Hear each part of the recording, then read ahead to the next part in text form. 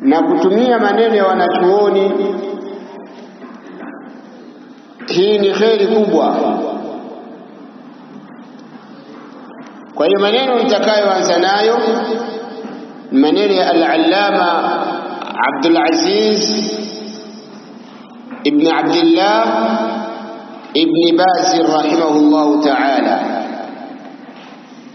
Anasema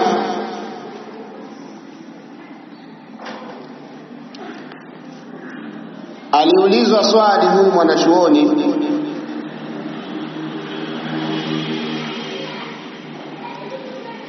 swali lenyewe linasema, muulizaji anasema, taaddudu zawjat shay'un shara'ahu Allah lirrijal, kuoa mke zaidi ya mmoja, kuongeza idadi ya wanawake, ukamwoa mmoja, wawili, watatu, wanne, ni kitu ambacho Allah amekiweka katika sheria yake kwa wanaume. Fama hiya alhikmatu min dhalik, ni ipi hikma ya jambo hilo? Hikma katika hilo ni nini, ya mwanamume kuoa mke mwingine bali kuongeza wakawa wawili, watatu, wanne? Swali laendelea, wazaujatul ula, na mke wa kwanza, idha tazawaja ar-rajulu thaniyata, iwapo mume wake atamuoa mke wa pili, fa innaha tasuu, huyo mke wa kwanza ajisikia vibaya, anajisikia vibaya kabisa na huchukia. Lakini wakati mwingine husababisha maafa, wakati mwingine mpaka upelekea ndoa kuvunjika. Wayahsulu ba'dhu almashakil, na wakati mwingine yanapatikana baadhi ya matatizo, allati qad tuaddi ila alfiraq alabadi, matatizo ambayo huenda yakapelekea kuachana milele. Kisa kuongeza mke, raghma wujudi alawlad, pamoja ya kwamba watakuwa na watoto, hawajali kwamba yeye ana watoto watano, mume wake ameoa mke mwingine, anaamua kuondoka na kuliamsha na kukimbia bila kujali kwamba nina watoto wala nini. Alladhina hum bihajatin ila wujudi al-ummi wal-ab, mke anaondoka, anawaacha watoto ambao wanahitajia uwepo wa mama yao na baba yao. Kwa hiyo mama anaamua kuwatelekeza watoto wake na kumkimbia mume wake, eti kisa mume wake kaoa mke mwingine. Fama hiya nasihatukum lirrijal, Sheikh anatoa nasaha, anaulizwa, anaombwa, ni zipi nasaha zenu kwa wanaume? Walmar'a, na ni zipi nasaha kwa mwanamke ambaye kasababisha tafulani kwa sababu ya mume wake kuongeza? Sikilizeni maneno ya kiilmu, maneno ambayo yamejengwa kwa misingi ya Qur'ani na Sunna. Qala rahimahullahu ta'ala, anasema Ibn Baz rahimahullahu ta'ala, ta'addudu az-zawjat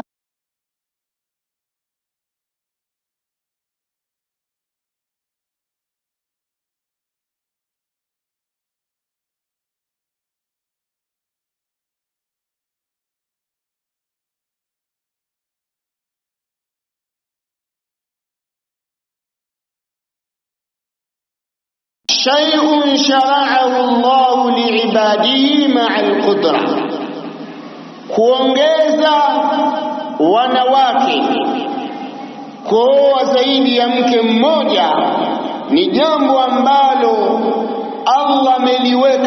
katika sheria yake kwa waja wake, ni jambo Allah ameliruhusu kwa waja wake, ma'al qudra, pamoja na uwezo.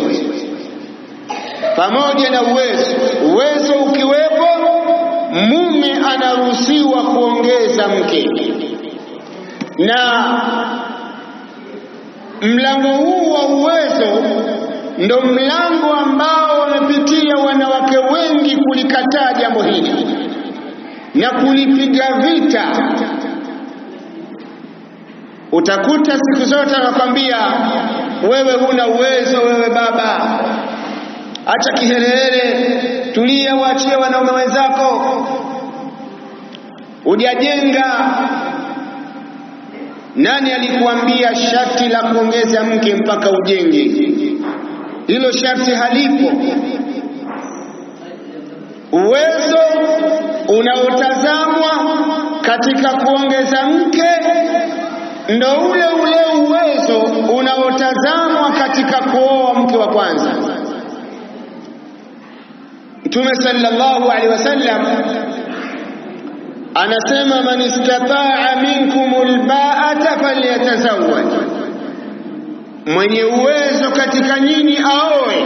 Albaa ni uwezo wa aina mbili, ni uwezo wa kumhudumia mke yale majukumu ya kawaida kama vile pahala pa kuishi, kama vile chakula, mavazi, matibabu, sehemu kama hizi.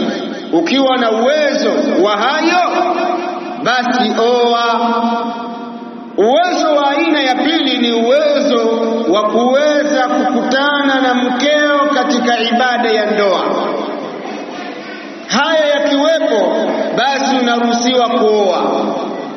Vile vile ukiwa na mke mmoja, Allah akakujalia una uwezo wa kuongeza mke wa pili, ukamtafutia pa kuishi, ukamtafutia chakula, ukawa na uwezo wa kuwapa haki zao za ndoa kwa pamoja, wote kwa pamoja, basi pia anaona ruhusiwa kuoa mke wa pili. Kwa swala la mathna au thulatha hakuna sharti la utajiri, ni jambo la kuweza. Kwa hiyo kina mama wanapitia mlango huu kulipiga vita. Wewe lini umemwambia mme wako kwamba sasa hivi una uwezo, basi ongeza mke mwingine? Bali siku zote wanaume hawana uwezo, hata kama wanamiliki kiasi gani. Kwa hiyo Ibn Baz rahimahullahu ta'ala anasema jambo la kuoa mke zaidi ya mmoja au zaidi ya wawili au watatu, uwezo ukiwepo, ni jambo la kisheria. Wa fihi masalihun kathiratun lizawjaini lirijali wan nisa'i jami'a. Sheikh anasema jambo hili lina maslahi mengi kwa wanandoa wawili, wanaume na wanawake kwa pamoja, wote wananufaika na kuongezeka kwa mke mwingine. Na kadiri mtu anapokuwa nao watatu, wanne, basi maslahi ndio yanaongezeka. Lakini Ibn Baz rahimahullahu ta'ala akataja miongoni mwa faida hizo, minha, miongoni mwa hizo faida, anna ar-rajula qad la ta'ifuhu al-mar'atu al-wahida, kwamba mwanamume huenda asimtosheleze mke mmoja. Hilo lipo, huenda mke mmoja asimtosheleze mume wake. Kuna wakati mwingine unajitahidi, inashindikana, unajitahidi kutekeleza majukumu, inakuwa shida. Walipoona hivyo, wanawake wakakimbilia kwa wafanyakazi,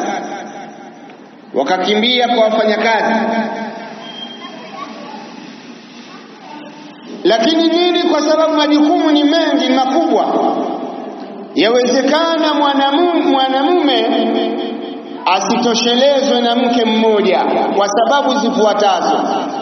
Sababu hizo Sheikh anasema kad yakunu kathiru shahwa, kuna wakati anaweza kuwa mwanaume ni mwenye matamanio mengi. Shadidu shahwa, ana matamanio makubwa makali. La taifuhu alwahida, mmoja hamtoshi. Wala taifuhu ithnatan, wala wanawake wawili hawamtoshi. Wala taifuhu thalath, wala watatu pia hawamtoshi.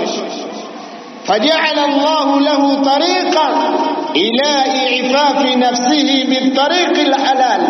Allah kampa njia ya kumaliza matamanio nafsi yake kwa ujumla kwa kutumia njia halali, min tariqi arba'in min an-nisa, nayo ni njia kwa wanawake wanne. Kwa hiyo inawezekana mwanamume akawa na matamanio ya kasi, mke mmoja hatoshi, na wewe unakiri hakuna mwanamke asiyekiri. Mwingine anaweza akasema hatoshi. Kwa nini nisitoshe wakati mimi mwanaume huyu huenda mvivu, analala? Yawezekana si na hilo akina mama wengi hawajui. Yawezekana kule kukuzoea sana matamanio ya kwako yanakatika, kakuzoea mno mpaka hizo hisia mpaka zitafutwa wiki nzima. Kwa sababu gani? Yani kakuzoea kila siku ni wewe. Na wewe kujipamba ni kwa design moja siku zote, ameshakuzoea. Lakini kuna wakati mwingine unakuwa mjamzito, unajifungua, uko kwenye nifasi siku zaidi, siku 40, mwezi mzima, wiki 3. Huyu kiumbe unamsaidiaje huyu wakati unamjua kabisa kwamba ana matamanio ya kupitiliza? Akikuona tu khalas, unamsaidiaje? Akazini. Na mwanaume katika swala hili wachache wenye subra, akafunge, ana madonda ya tumbo. Sio wote wanaweza kufunga. Kuna baadhi ya matamanio lazima mtu asaidiwe. Kwa hiyo inawezekana ukawa kweli mwanaume ana matamanio mengi na wewe una dharura nyingi. Aya zile kuingia katika siku kila mwezi,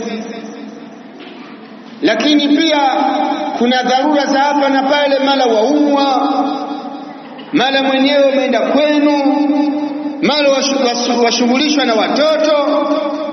Kwa hiyo inawezekana mwanaume akateseka. Hili linamsaidia yeye na kupunguza ugomvi katika ndoa. Wa min dhalika aidha, na katika hilo pia,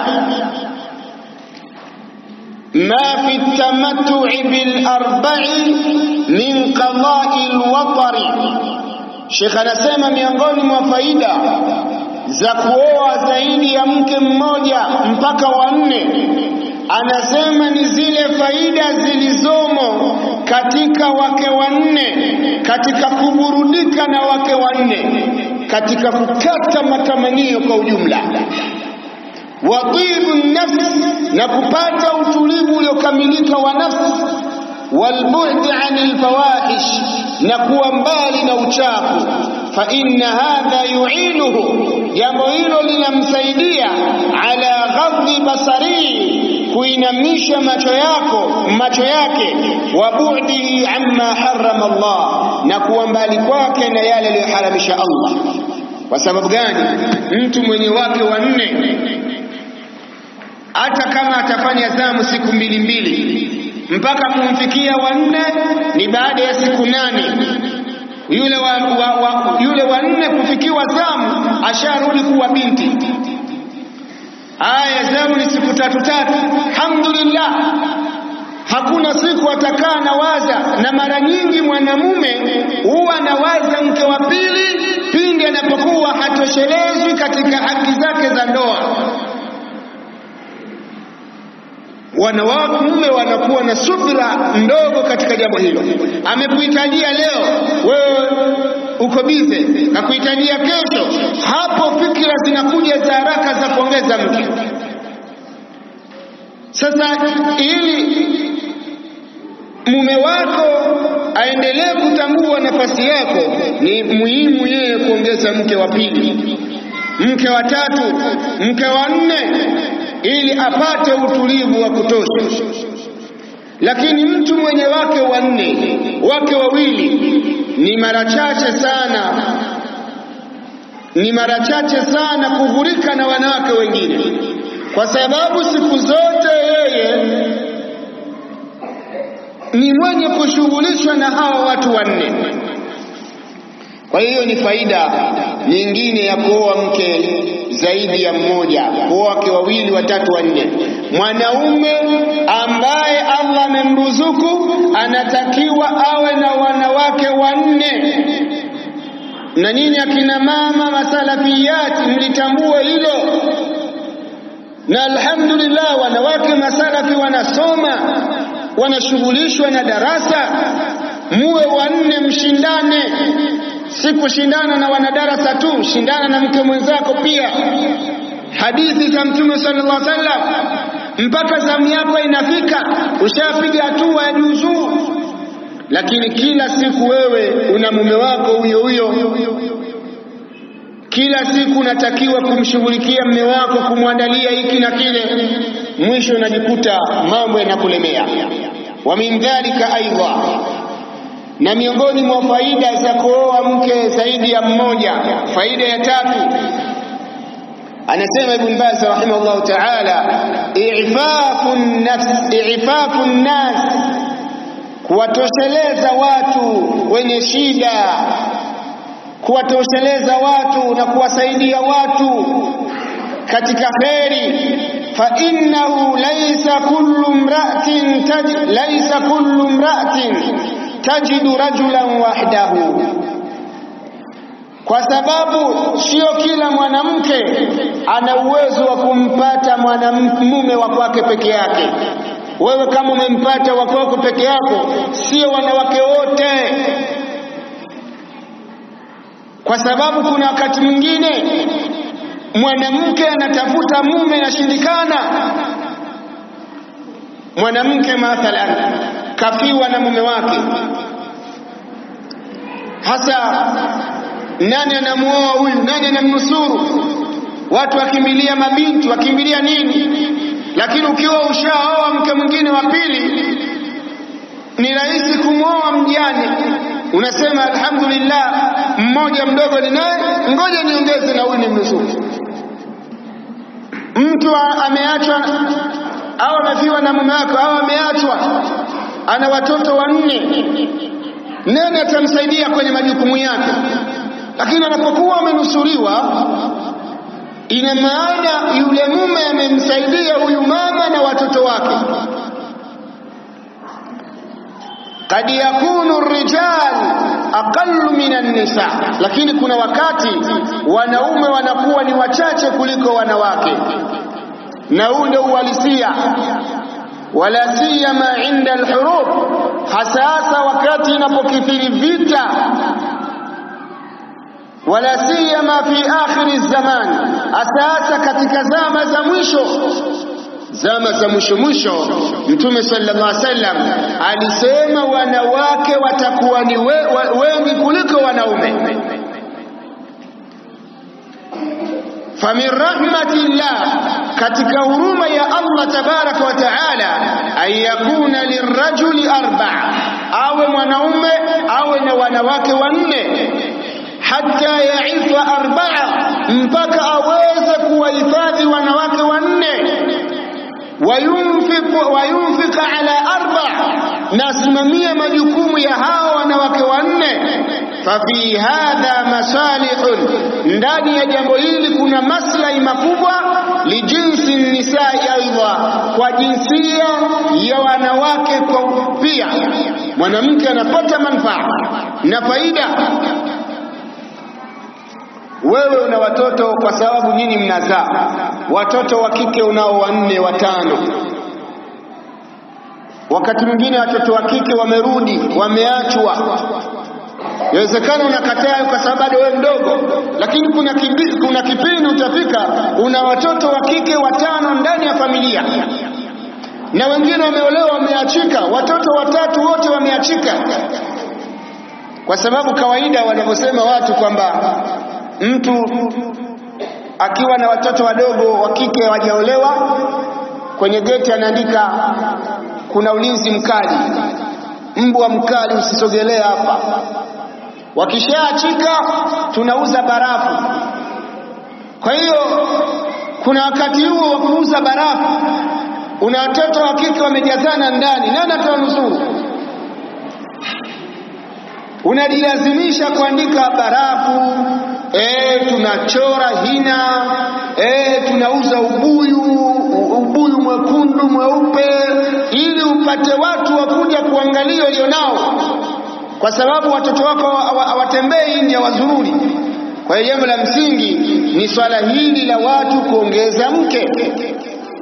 Unapokuwa unamfanyia roho mbaya mwenzako asiolewe, lakini tambua kwamba kama hauna shangazi zako walioachika, basi una dada zako. Kama hauna dada, basi una haya yote yako. Kwa hiyo ni kuwasaidia hao wanawake ambao wanaachika kwa dhulma. Na wakati mwingine unafanya fujo, kumbe na wewe umeachika, umekuja umenusuriwa, alafu unafanya fujo, utaki mwingine aje. Ambia haka mimi nishatosheleza, umesahau kwamba ulikuja na mtoto. Kwa hiyo haya yote Waislamu akina mama msiingie katika mitego ya Mayahudi. fa inna wujuda rubu'i zawjin khayrun laha min adami zawjin bil kulliyah, yakunu laha rubu' au thuluth au nisfu, yakunu khayran laha min al-adam. Sheikh anasema mkiwa 3, ina maana wewe una ya mume hauna. Ukiwa mmoja, huyo mume ni wako mzima, lakini mkiwa 2, ina maana wewe una mume nusu na yeye ana mume nusu, mmoja mnamgawana. Mkiwa 3, una robo, una theluthi, 1/3, yule mwanaume mnamgawana mara 3. Mkiwa 4, yule mwanaume mnamgawana mara 4, kwamba wewe una kipande na wewe ana kipande na wewe ana kipande. Sasa kupata kipande robo ya mwanamume ni bora kukaa bila mume. Sasa hii zote ni kheri zinarudi kwa kina mama, kwamba kuna kuachika, kuna kufiwa, kama alijakukuta wewe, watoto wako. Wa min almasalih fa fi dhalika i'fafuha, katika sala la kuoa wanawake 4 kumhifadhi mwanamke na kumtolea na kusimamia majukumu yake na kumhifadhi na kuwa katika ulinzi ambao unatakiwa. Wa min almasalih aidha, na katika maslahi pia makubwa ya kuongeza mke 1, 2, 3, al-aulad, watoto. Wujudu al-aulad, kupatikana kwa watoto.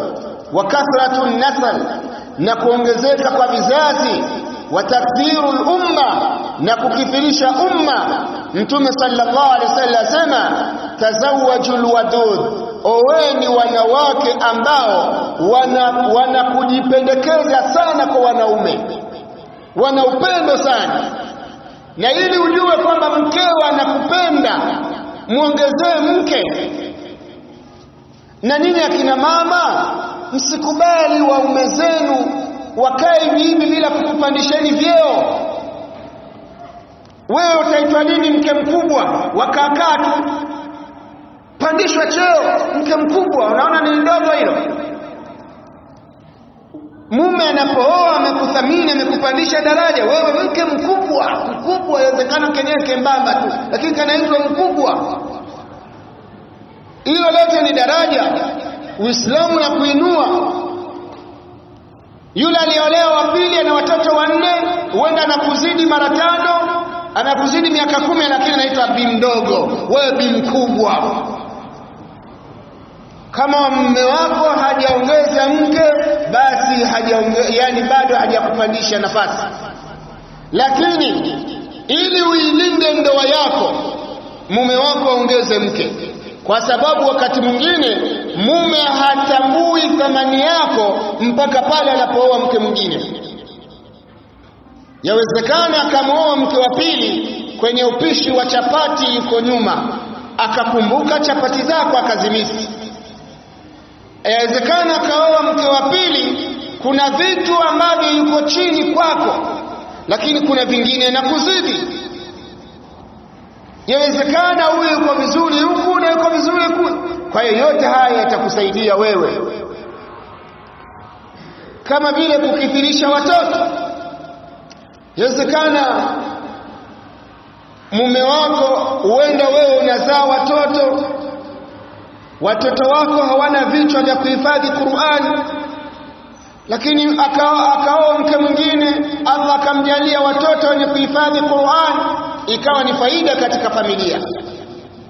Kukithirisha watoto. Mtume sallallahu alaihi wasallam asema, tazawwajul wadud, oweni wanawake ambao wanajipendekeza, wazuri, wanaojipendekeza kwa waume zao. Mwanamke ambaye utakapomuona tasurruhu, anakupendeza unapomwangalia, wewe unang'ang'ania tu. Umesahau kwamba kukuoa kwanza hakukupenda.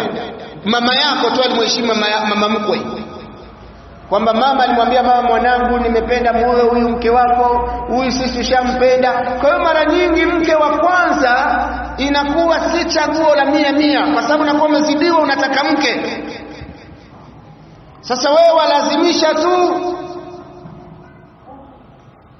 uking'ang'ania mwisho ni kuachika. Kwa hiyo ni bora akaoe mke mwingine ambaye wenda atakuwa na vile anavyovitaka, pia na kwako kuna vitu vipo anavihitaji. Anahitaji watoto, na shida inakuja, unaweza ukakaa muda mrefu bila kupata mtoto, alafu sasa akitaka kuona mzuia. Usimzuie, huenda akipata mtoto kule Allah akamsaidia na kwako akapata. Mko wanawake 4, kila mmoja mwaka amejifungua, si kheri hizo? Miaka 5, 6 ushajaza msikiti peke yako. Kwa hiyo hizo zote ni kheri ambazo tunatakiwa sisi kuzikimbilia. Lakini pia wa fi dhalika, Ibn Baz rahimahullah ta'ala anasema, wa fi dhalika aywan min al-masalih anna fi tazawuj al-insani min huna wa min huna wa min huna, miongoni mwa maslahi ya mtu kuoa sehemu hii akaoa sehemu ile, akaoa huku akaoa kule, wujudu tarabut baina al-usar, inapatikana mafungamano ya kifamilia, na wataawun, na kusaidiana, watahab, na kupendana, wataaluf, na kuungana. Fayakthuru tarabut baina al-mujtama, inakithiri mafungamano katika jamii. Wataawunu baina al-insan, na kusaidiana baina ya watu. Maa ansabi, pamoja na nasabu zake, wa asharihi, na wakwe zake. Watarabut, na mafungamano yuinu ala umuri dini wa dunia jamia, mafungamano ambayo yanasaidia katika mambo ya dini na dunia. Nadhani mmeelewa. Mtu anapooa, kwa mfano mke wa kwanza kaoa Nzega, mke wa pili kaoa Dar es Salaam, mke wa tatu kaoa Mbeya, mke wa nne kaoa Dodoma. Tayari ashapata ndugu sehemu zote hizi, ashapata ndugu. Wewe kesho na kesho kutwa umezaa mtoto wako amefaulia shule, anatakiwa kusomea Mbeya, na mume wako alioa Mbeya, hapati shida kwa sababu kule nyumbani yale mafungamano. Wewe hapo uko Nzega, lakini inawezekana ukaumwa hospitali za hapa akakupiga rufaa, huyu apelekwe Muhimbili. Kule Dar es Salaam mume wako alioa, ana mashemeji zake kule wako. Kwa hiyo mafungamano yanakuwa makubwa. Wewe Dar es Salaam upajui, unapopajua ni hapa tu, wala hauna ndugu, lakini kwa sababu mume wako alioa kule ana ndugu na nini, mafungamano katika jamii yanakuwa makubwa. Lakini hata uchumi, mnapoona watu wa sehemu moja, kijiji kimoja, hakuna mnachokijua zaidi ya kile kijiji. Tabia zote zinakuwa za kijiji. Ukweni pale juu ya mlima, mume wako anatoka chini ya mlima, akili zenu zinakuwa za pale pale tu. Kama ni kilimo cha mihogo, mume wako elimu alionayo ni mihogo na wewe ni mihogo, nyote mnaishia kwenye mihogo. Lakini akiwa ameoa mwingine wa kulima ndizi Bukoba, mwingine kalima mikorosho, mwingine nazi, kidogo akili inapanuka. Yawezekana wewe akili yako huna ushauri kwa mume wako, akaja mke wa pili akabadilisha familia, akaambia unajua mume wangu, sisi baba yangu au anafanya kadha na kadha, tukifanya kwa huu mtaji mdogo tunaweza tukafaulu. Mafungamano na faida za dini na dunia, alhamdulillah. Huwezi jua, huenda mke mwenzako akazaa mtoto kesho na kesho kutwa akakupeleka India wewe. Kwani mara ngapi tunaona mtu anampeleka mke wa baba yake kwa sababu mama yake ametangulia kufa, inabidi ampeleke mke wa baba. Yote hizi ni faida za kuongeza mke mmoja, wawili, watatu. Wakati mwingine inawezekana mtu akaoa mke wa tatu, yule mke wa tatu mama yake ni mkulima wa mipunga, kaoa zake labda Tabora, akamzawadia michele, mkanufaika nyote. Kwa hiyo hizi ni katika faida za kuoa mke mmoja, wawili, watatu. Lakini wao wanaweka ngumu tu, naweka ngumu, maisha yanazidi kuwa magumu. Na katika siri ya kuoa mke zaidi ya mmoja ni maisha kufunguka. Maisha yanafunguka, yanapendeza. Ukiona maisha yanakuwa magumu katika familia, mshauri mume wako aongeze mke.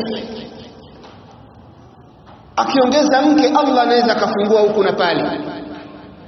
Mwisho Sheikh Ibn Baz rahimahullahu ta'ala akamalizia, maneno ni mengi wayaturuke, akasema walwajibu ala nisa, jambo la wajibu juu ya kina mama, as-sabru ala al-jara wadh-dharra, awe mvumilivu kwa mke mwenzake, kwa mke mwenza.